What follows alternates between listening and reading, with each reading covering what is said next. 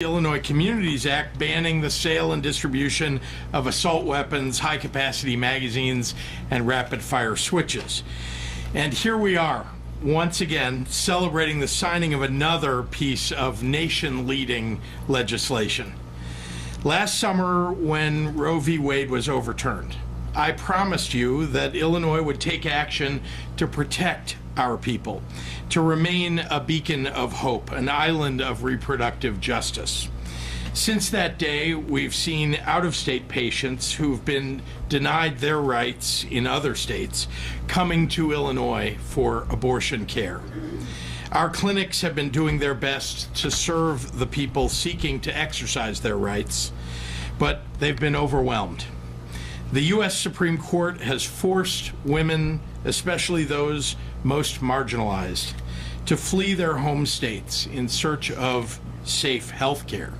Here in Illinois, we know we have an obligation to support and protect reproductive freedom for our residents and those who seek safe haven. And we must protect our doctors and nurses too.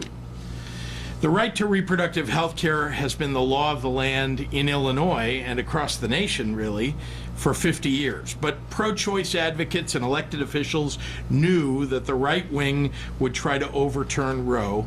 So here in Illinois, we worked together to protect reproductive rights, and we succeeded when we signed the Reproductive Health Act in 2019. Last year, the Supreme Court's Dobbs decision created new challenges. So we went back to work, and the General Assembly passed House Bill 4664, a monumental new law that further protects patients and providers who seek and deliver legal and safe reproductive health care in Illinois.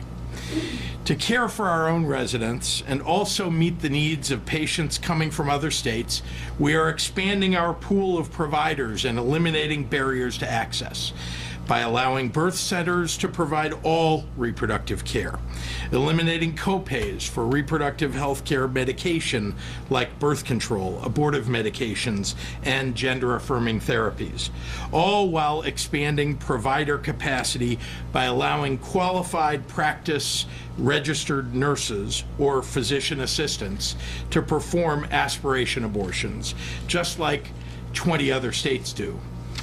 Here in Illinois, we know that reproductive care is health care. A medical decision should be made between a patient and their healthcare provider, no one else. Every single person, regardless of gender, sexuality, race, and economic status, has the right to privacy and bodily autonomy.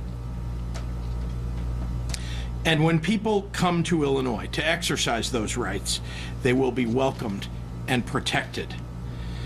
That's what this historic bill stands for. And I couldn't be more thankful for the hard work of Senator Selena Villanueva and Representative Kelly Cassidy, who worked around the clock with advocates and stakeholders and the public to get it right. We are only here making this the law of the land because of the steadfast advocacy of hundreds of thousands of Illinoisans, along with stakeholder partners. There are too many organizations to name, but some of them are here with us today, and they deserve a shout out. Thank you to the ACLU, to Brave Space Alliance, to the Abortion Fund, Chicago Abortion Fund, Equality Illinois, Lambda Legal, the Midwest Action Project, Personal PAC, and Planned Parenthood. And I'm sure I have left some out, but I want them all to know how important their advocacy has been in making this a reality. These groups, along with patients and providers across the state, made it clear that they expected us as public servants to ensure that we would enact the strongest possible protections.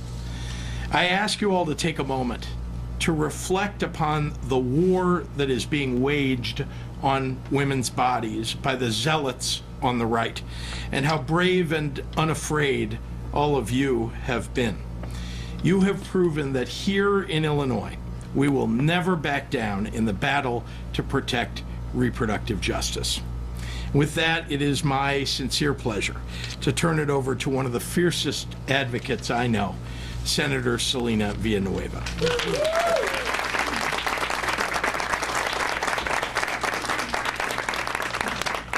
Good morning, everyone. I want to start off with 1,000,001 thank yous to the advocates, a bunch of who are standing with us today, who are out in the crowd and who probably are out doing their jobs right now, unable to be here. We thank you all, because coming from that space, that's where my heart resides. I want to thank the governor, the lieutenant governor. I want to thank my sister in so many different fights, Cassidy, Representative Cassidy, for holding firm, giving me a couple more gray hairs, but also, being able to be in this fight together. And I also want to thank Senate President Don Harmon, who wasn't with us here today, and hopefully he has some time to be able to grieve his mother, finally, after a very long lame duck and then inauguration week, to be able to take the time to actually spend time with his family. I thank him for his leadership and his support throughout all of this. And there's so many people to thank, but I want to get into my remarks. This legislation consolidates Illinois as an island that protects reproductive and gender-affirming rights in the Midwest and places our state at the forefront of a nation for granting people the freedom to make their life decisions.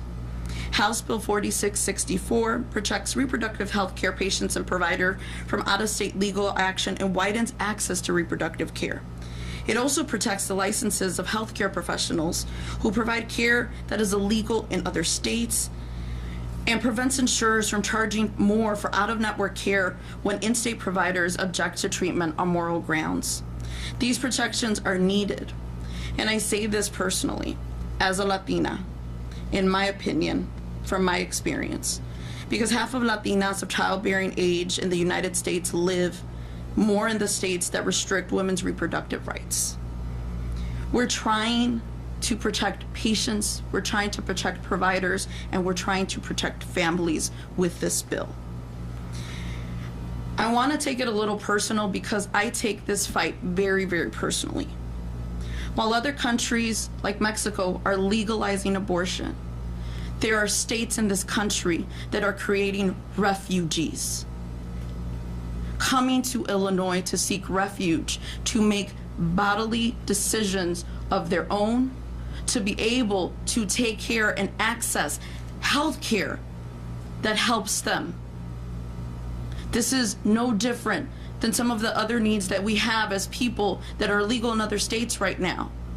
But this is a persecution of people trying to live their lives and make decisions for themselves. Being an immigrant rights organizer, being a daughter of immigrants who were undocumented when they came to this country and who were undocumented when they had me in 1985, who were legalized in 1986 because of the Immigration Reform and Control Act. One of the reasons why I'm so steadfast on this is because one of the major things that nobody wants to talk about in this fight is the reason why. And that is because there are too many babies being born to women who look like me in this country, being born to undocumented families coming to this country. If you don't think that immigration and trans rights and every other fight is intrinsically tied to reproductive rights, you are wrong. They are all tied together. It's because of women who look like me, who are younger than me, who are having too many babies, and white women who are not having enough babies. It is because of the fear of people like me being in positions like me to be able to fight for our trans family members in these positions and say their rights matter, their right to live matter. That's what these fights are about. It is about fighting not just prosecution, but persecution. It is about fighting oppression and suppression. And it's a fight that I'm going to continue for the rest of my life. Thank you.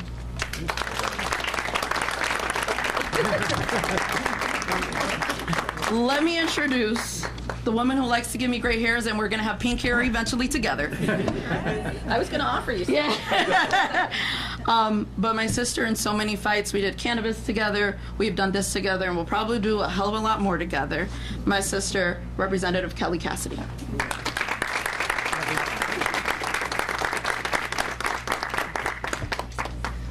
Good morning. When the Supreme Court overturned Roe, I learned an important lesson. Doesn't matter how long you've anticipated a punch in the gut, it still hurts. We all came together on that day too. Many of us were together. And as we hugged and cried and consoled each other, I thought about the people who dedicate their time and energy to attacking those least able to defend themselves. Whether that's enacting bans on reproductive care, attacking the trans community by taking away health care, or simply trying to legislate them out of existence. And I resolved to punch those bullies back even harder. I referred to them as bullies in debate on the House floor. They didn't like it, but that's exactly what they are. They're punching down. Well, they got a problem. Folks, this is the first of those punches, but certainly not the last. Soon after the decision, Speaker Welch announced the formation of working groups, including the Reproductive Rights and Dobbs Decision Working Group. Mr. Speaker, thank you for entrusting this work to such a dedicated and focused group of worker bees. These legislators showed up all summer long as we heard from dozens of stakeholders, including folks on the receiving end of those daily punches in other states. And to my oldest son, Josh, who's here today, this is where I start to lose it. He wouldn't be here but for access to the full spectrum of reproductive health care. Thank you for tolerating all of the weekend meetings, the vacation meetings, the endless talk about this topic at the dinner table. I love you and your brothers so very much.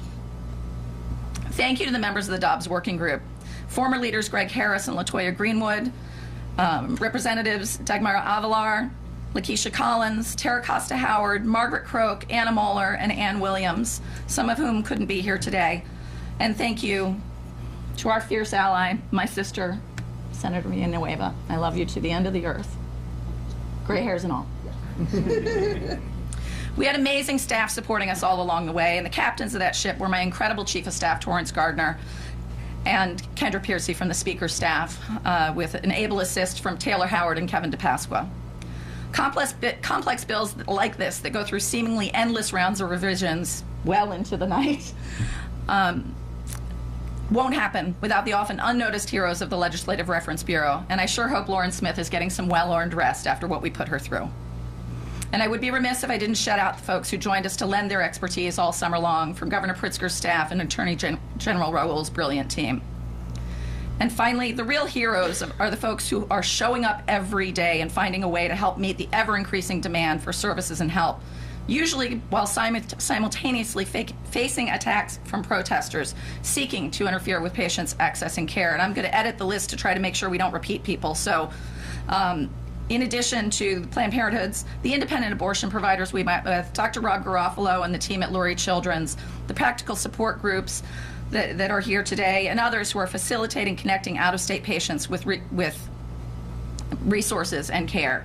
And we owe a debt of gratitude to the advocates like the ACLU of Illinois, Lambda Legal, Brave Space, Equality Illinois, the AIDS Foundation of Chicago, Howard Brown Health, the Illinois State Medical Society, the Nurses Association, so many others who brought their expertise to bear to work out complex solutions to unprecedented challenges. And this is the first step of what I fear will be a long journey. As legislatures reconvene across the country, we will have to respond to the new ways that bully states will come up with to attack patients and providers. We have to continue to build our capacity to meet the demands for care in both the reproductive and gender-affirming care spaces. We have to continue to seek solutions to protect the privacy of patients and providers through examining our data privacy and retention laws. This is the fight of my life. I was born across state lines because my mother was denied the care she needed by the Catholic hospital in New Jersey, where my 6 siblings were born, because they wouldn't give her the hysterectomy her doctor recommended due to the complications from her late-in-life pregnancy. So I was born in Philadelphia. Our mission is clear. If you want to come after people seeking care or their providers, if your mission is to torment trans kids and their families, you're going to have to get through all of us first.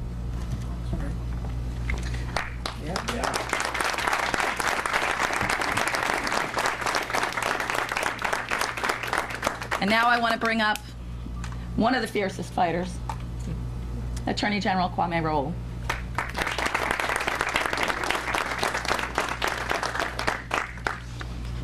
Thank you. Governor Pritzker, thank you for bringing us together. Thank you for your leadership. You're off to a great start on the second term. Setting the bar high for the next 3 years and 361 days.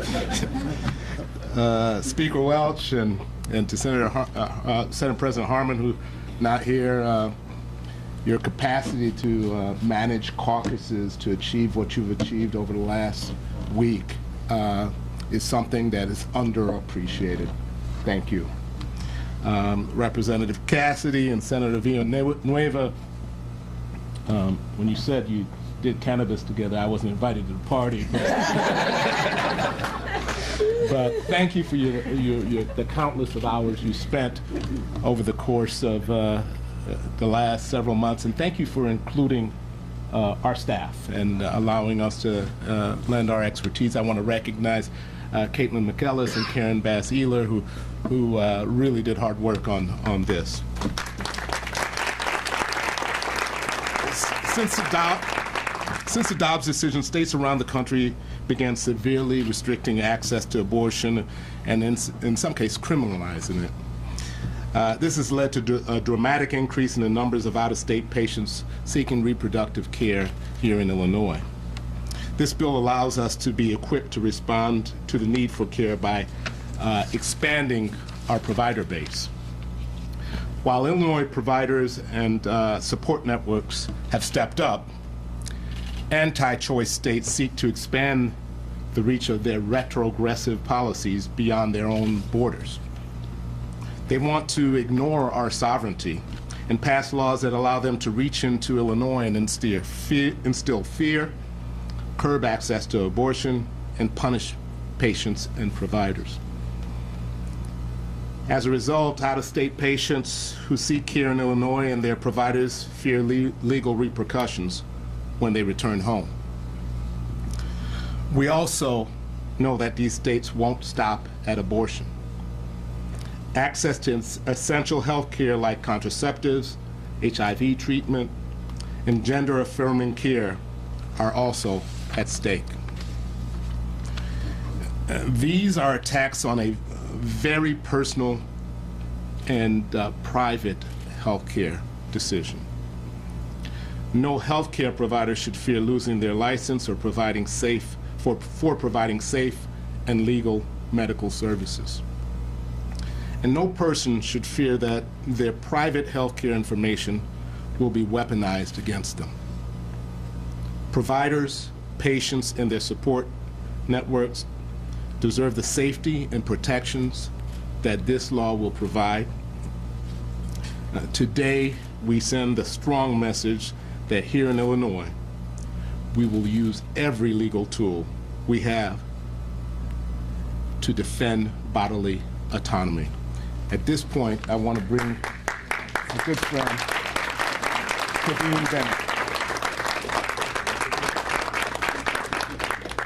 Hi everyone, my name is Kadeen Bennett. I'm the Director of Advocacy and Intergovernmental Affairs with the ACLU of Illinois, and I'm really proud to stand here with Governor Pritzker and these other champions of essential healthcare in Illinois.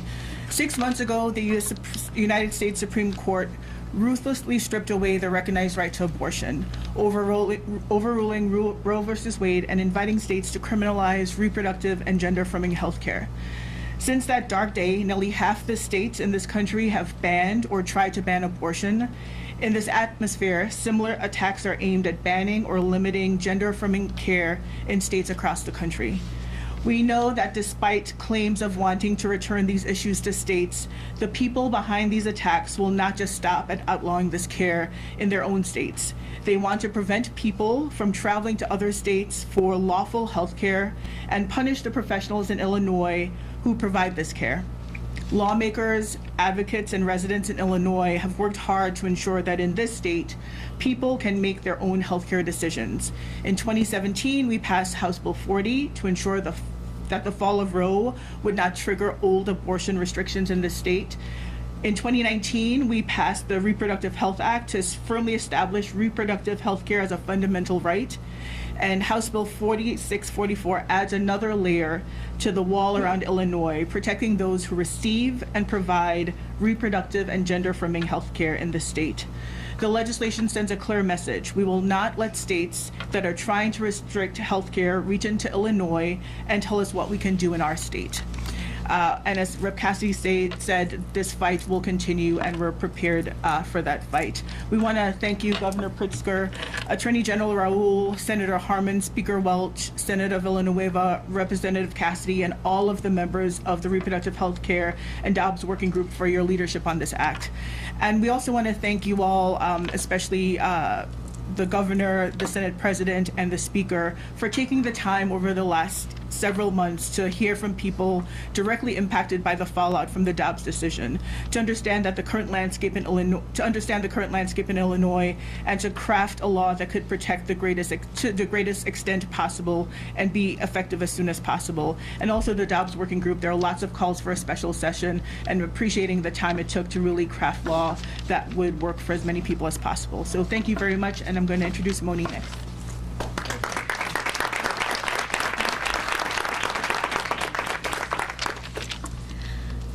Hello, everybody. My name is Moni Ruiz Velasco. My pronouns are she, her, ella, and I'm proud to be the Deputy Director of Equality Illinois, the state's oldest LGBTQ civil rights organization. As a queer Latina, as a mother, and my daughter Emma's here with me today, and as a member of the LGBTQ community, I'm honored and thrilled to be here among champions for reproductive justice, gender justice, and LGBTQ justice. I want to thank Governor Pritzker for his commitment to our communities and to ensuring that Illinois continues to be a beacon of hope for those of us who are targeted by hate because of who we are, because we choose to live our lives authentically, because of who we love, or because we exercise fundamental reproductive rights. We also would not be here today without the fierceness of my friend, Senator Selena Villanueva, as well as the unstoppable Representative Cassidy, and the leadership of President Harman and Speaker Welch and their amazing teams. I am in awe of our partners on the ground, the amazing advocates who keep it real and bring the voices of those directly impacted to the table. It is because of all of our collective efforts that these critical protections are enacted today for providers, patients, and families who are coming to Illinois seeking reproductive and gender-affirming health care from anti-equality and anti-choice states. As a native Texan, as a woman, as a queer daughter of immigrants, as a leader in my community, I can tell you that attacks are coming in real time and from every direction. It's frightening to see the regression of our rights in this country, and it is deeply painful that at her age, at Emma's age, I had more rights than she does today in this country, but not here in Illinois. I am thankful to be in Illinois, where we are working together to pull and move this country in the right direction of expanding rights for our communities and fiercely protecting the rights we and our predecessors have won over the decades of fighting.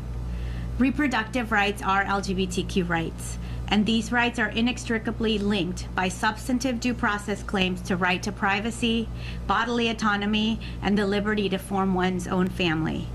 With LGBTQ communities across the country under attack, and particularly against trans youth, this essential legislation will save lives by ensuring meaningful access to gender-affirming and reproductive health care, and by providing important protections to patients, families, and providers. Illinois is a beacon of hope and a refuge for those seeking protections. I am proud to have been part of this formidable team made up of advocates, legislators, and of course the governor, who give us hope for a better today and tomorrow. Thank you y gracias a todas las personas presentes por su liderazgo y su apoyo hacia nuestras comunidades LGBTQ, por asegurar la protección de obtener cuidados de salud necesarios para la afirmación de género y por la protección de nuestros derechos reproductivos, incluyendo el acceso al aborto. Muchas gracias. Thank you. And I want to introduce Jennifer Welch. Speaking in behind you. Hi, I'm Jennifer Welch. I'm the president and CEO of Planned Parenthood Illinois Action, and my pronouns are she, her. I'm honored to stand with all of these leaders that you've heard from already today, and I'm not going to repeat their amazing words. These champions of reproductive and LGBTQ rights are thrilled that Illinois now offers strong protections for patients and providers for reproductive health care and gender-affirming care. Representative Cassidy, Senator Villanueva, and pro-choice champions in the Illinois General Assembly worked tirelessly to pass this legislation, protecting the healthcare refugees that my colleagues referred to, who are forced to flee their home states in order to receive abortion and gender-affirming care. Last year, when the Supreme Court took away our freedoms when they overturned Roe, Illinois immediately felt the impact as state after state moved to ban or severely restrict abortion access. Sometimes it looks like a race to the bottom in our neighbor states. And those same states are hostile to the LGBT community, restricting access to gender-affirming health care, equality, marriage equality, and many other rights. My colleagues have already described how this new law provides much needed protections for patients and providers, so I will end by thanking Governor Pritzker for signing this bill and furthering Illinois as an oasis for care, and for keeping us a leader in the fight for bodily autonomy, because all people should have the freedom to make medical decisions that are best for their lives, themselves, and their families. I get to introduce Megan Yahifo, the director of the Chicago Abortion Fund. Megan.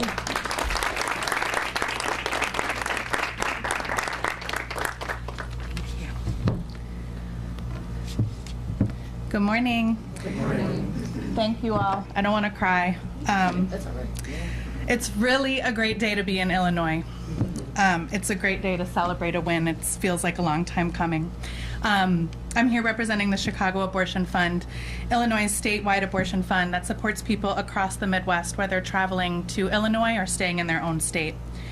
We provide individualized case management to our callers, working alongside them from start to finish, every step of the way, no matter the barrier, the cost, or circumstance.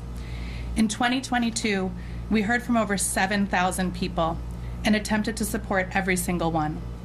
Almost 70% of the out-of-state Chicago Abortion Fund callers we heard from this year were coming to clinics here in Illinois for care. They came from 40 different states and 2 different countries.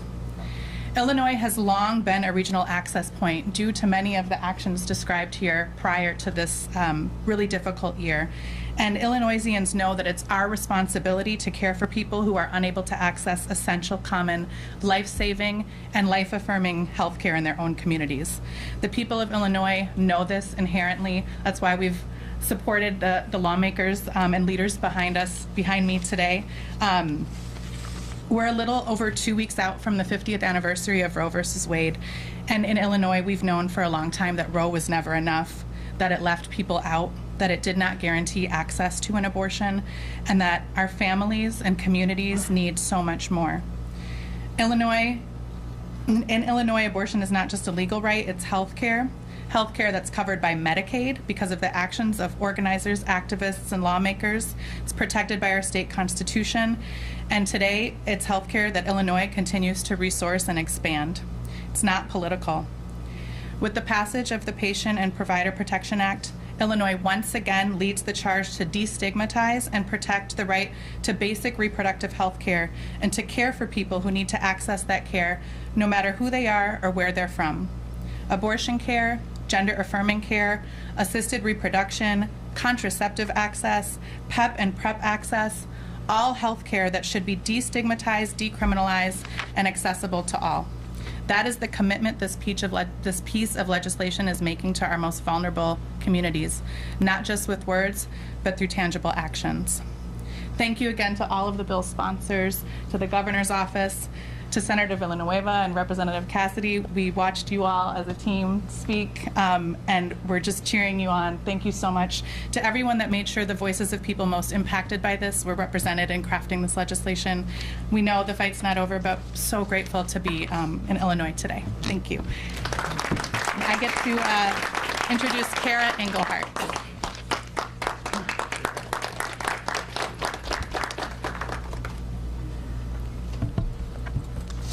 Good afternoon. My name is Kara Engelhardt. My pronouns are she and her. I'm an attorney here at Lambda Legal in Chicago. Transgender people, especially young trans and non-binary people, and their healthcare providers and their parents are under assault across the country. In Texas, we at Lambda are in court fighting a governor and an attorney general who have weaponized state child welfare agencies to investigate families and healthcare providers for child abuse, simply for providing medically necessary gender-affirming care to adolescents. And other states like Arkansas and Alabama have criminalized medical providers and parents for providing care too. And right now, people who need reproductive health care, including abortion, are facing attacks across the country. These ugly and hateful laws have threatened to reach across state borders and impact Illinois families and healthcare providers. But as a result of the leadership of Governor Pritzker, Speaker Welch, Senate President Harman, Rep. Cassidy, Senator Villanueva, and the work of countless advocates and allies, including the House Dobbs Decision Working Group, Illinois, through this legislation, now provides a safe haven for families and healthcare providers. We at Lambda Legal are immensely grateful for the incredible work that went into this law, and to the elected officials and advocates who recognized the intrinsic and inseverable link between reproductive freedom and LGBTQ+ rights. Neither can be adequately defended or progressed without the other. This legislation should serve as an example to other states on how we work together to provide and protect our freedoms and enact robust protections for trans people and abortion rights. We'll continue the fight in courts across the country to protect trans youth and to obtain access to abortion. But patients and providers here in Illinois will now enjoy protection from out-of-state attacks on our health care. We thank you. I'd like to introduce Director of Strategic Partnerships at Howard Brown, Shannon Lynn Parker.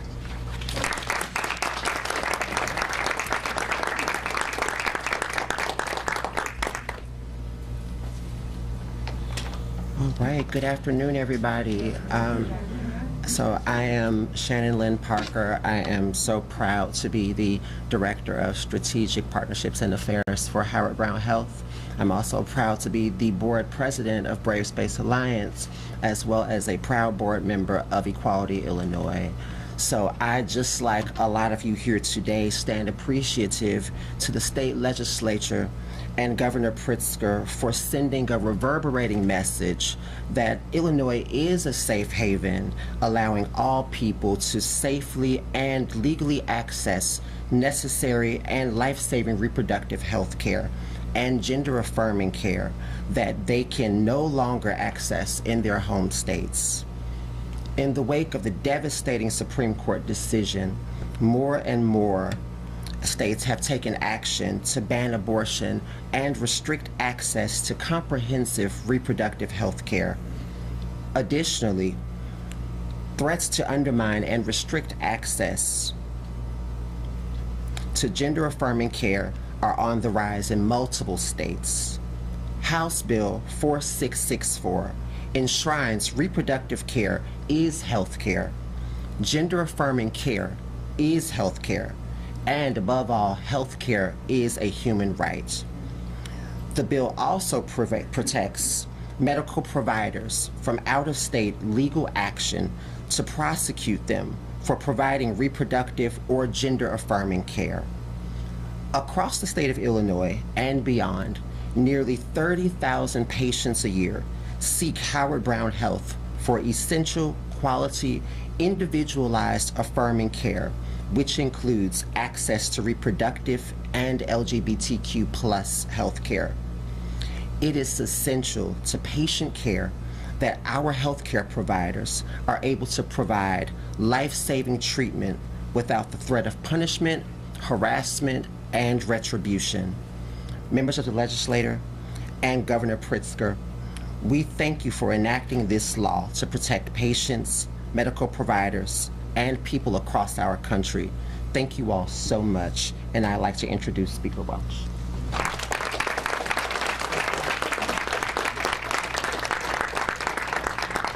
Thank you, Shannon. Good afternoon, everyone.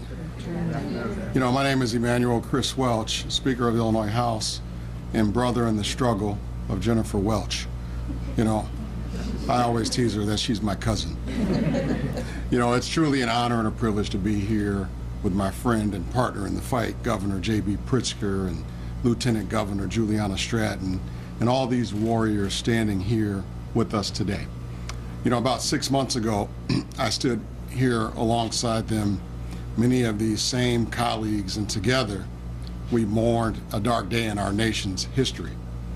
It was a day here in Illinois that we had prepared for, but we certainly hoped it would never come. It was in a day that the extremist Supreme Court decided that half of Americans didn't have bodily autonomy, and they didn't get to make deeply personal medical decisions without government interference, without a politician telling them what to do with their own bodies. But it was also on that day that I stood here with Governor Pritzker, Senate President Don Harmon, Representative Kelly Cassidy, Representative Croak, and Representative Collins, and Representative Avalar, and so many of my colleagues in the General Assembly who have been champions in this space for a very long time. And we promised that in Illinois, we would not go back. We made that our mantra. We said we won't go back, and we will not go back. Because, as I said just 2 days ago at our inauguration of the General Assembly, in Illinois, we trust women. Today, tomorrow, and every day, we trust women. We know that when we take away a person's ability to choose, we are taking away their rights to equality, dignity, and respect for privacy. I'm proud to stand here alongside these champions who've made it their mission to protect patients and providers. But I gotta tell you, I'm especially thankful for our resident badass in the House, Representative Kelly Cassidy. She is truly one of the fiercest advocates I've ever known.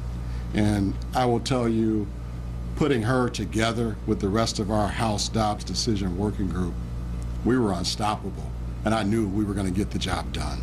Thank you, Representative Cassidy. They've spent months negotiating and meeting with stakeholders to ensure we had sound policy that made Illinois a safe haven in the Midwest. And that's exactly what we are. But if I'm being honest, if I'm being really honest, today is a little bittersweet, because we stand here celebrating our progress here in Illinois. We know that there are so many people who are ready to take away these rights in other places.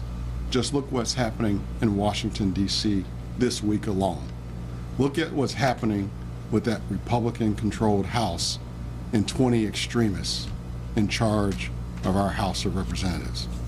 We know that they want to take away these rights at any given moment. And since that tragic day in June of 2022, 14 states have already completely banned abortion care, and many others have passed laws severely restricting it. In 2023, people are being forced to travel thousands of miles to receive medical care. Miscarriages and ectopic pregnancies have been turned into life-threatening experiences, and young girls are being forced to bear children of their abusers. That's just wrong. It's not just heartbreaking. It's unacceptable, it's wrong, and it's inhuman. But that's why the fight continues, here in Illinois and across this country. We know our Supreme Court has laid out a blueprint for rights they plan to take away next. But we'll be ready here in Illinois. You can count on that. I know that to be true because of the people right here who surround me, because of the people sitting out here in the audience, like Terry Cosgrove and Personal PAC, like my Deputy General Counsel will work all day, all night, Kendra Piercy. There's so many people involved in this fight to make sure these rights stay protected. We will work together to fight for human dignity and equality for all people. In Illinois, we will never go back.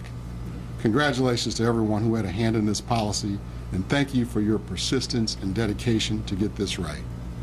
At this time, I am truly honored to introduce to you my friend, my former colleague in the House, a true champion and governor partner, our dynamic Lieutenant Governor.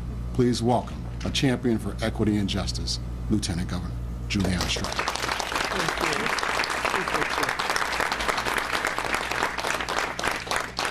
Good morning, everyone. I'm Lieutenant Governor Juliana Stratton, and I use she, her pronouns. Thank you, Speaker Welch, for that warm introduction and for your leadership for the people of Illinois.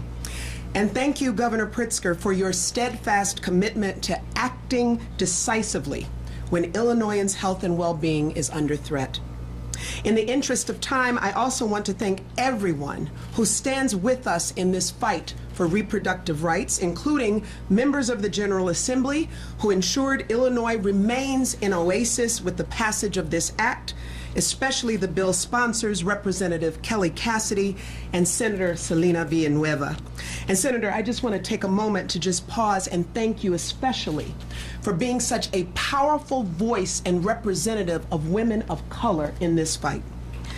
Thank you to all of you, as well as Attorney General Kwame Raoul and all the providers and advocates joining us on the front lines, protecting access to reproductive care for all.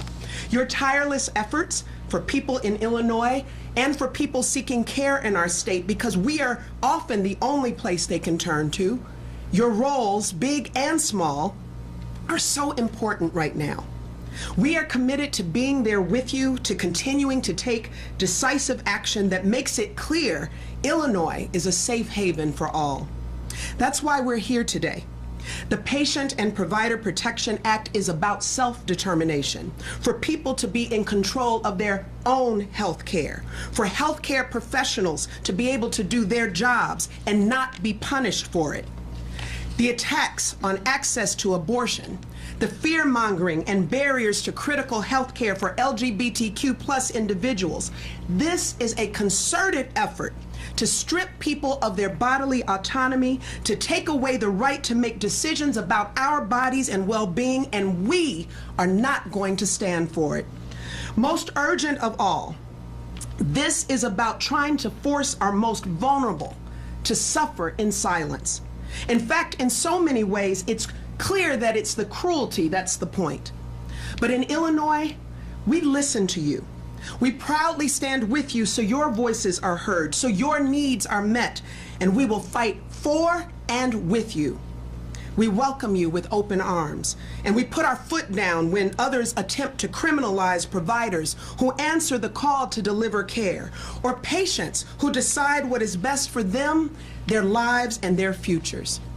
In Illinois, while others try to turn back the clock on progress, we recognize that our way forward is together, in lockstep with our LGBTQ+ community, with women and girls from all backgrounds, from rural and urban regions, and with our neighbors in other states who are experiencing the consequences of laws and policies that take away their fundamental rights.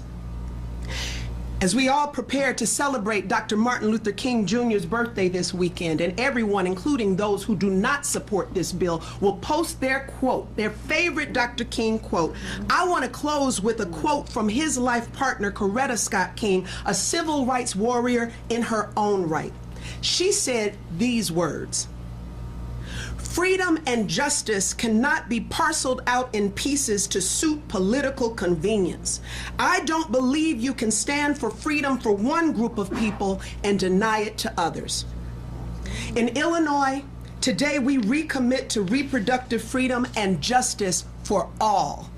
Thank you. And with that, I am thrilled to invite the governor to come forward and sign the Patient and Provider Protection Act into law.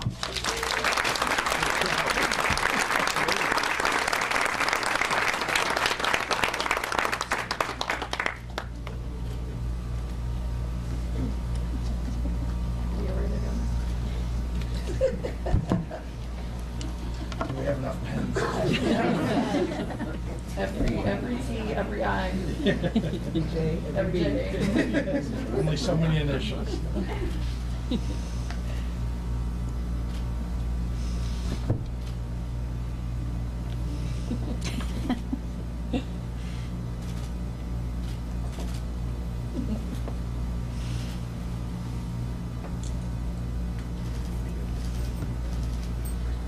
I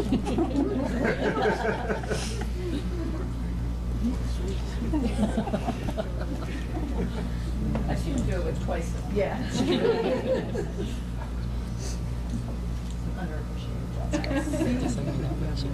That's really fun.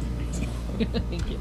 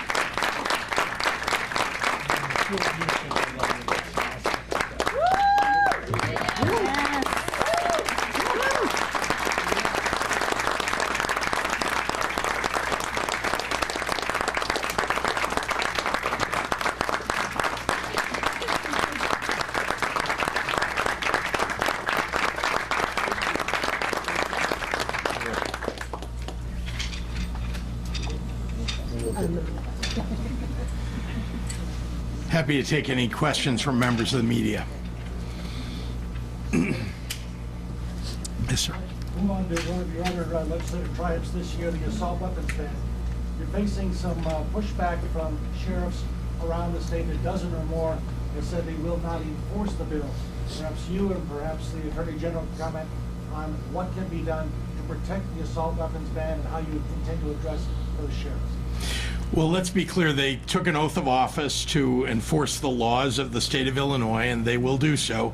At this point, as you know, people need to register their existing weapons. We've outlawed the purchase, the sale of these assault weapons, and it's up to individuals who own weapons today to come forward. They have to file a paper with the state police, as you know. That's not something that requires the intervention of a sheriff, for example. And I think that they're doing it as a matter of political grandstanding. They hope to delay long enough to have this run through the court system. I'm confident that this is a constitutional law that we've signed into existence, and they'll find that out once it's gone through the process. But again, these are folks who are entrusted by the public to enforce the law. They don't get to choose which laws they enforce. They must enforce what we've written into the code, the General Assembly signed by the governor, and they will do so. Happy to have the Attorney General if you have another comment on that. Well, first of all, ditto.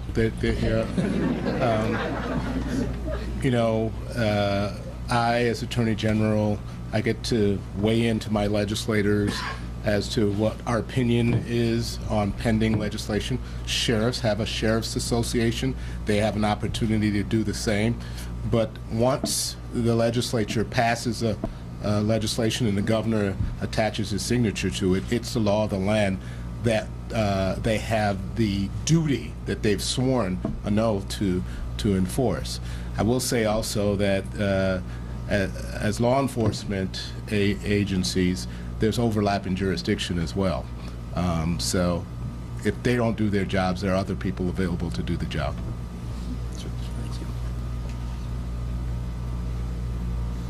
I have one more. Yes, sir. We've heard that you might be going to Davos for the conference there. If so, what do you plan to do to help the people of Illinois? Well, I want to promote the state of Illinois. I was very pleased and honored to be invited to go to the World Economic Forum, just as I did last year, as you know, to COP26 to promote our Climate and Equitable Jobs Act. While I'm in Davos, I'll be meeting with national leaders here from the United States, but also international leaders, and promoting commerce for the state of Illinois, as well as the ideas that have really come forth from the state of Illinois that I think others may want to follow. It's a conference made up of world leaders. You one day hope to be on that stage as perhaps the president of the United States. We're the 5th largest state in the United States. We're already on the world stage. All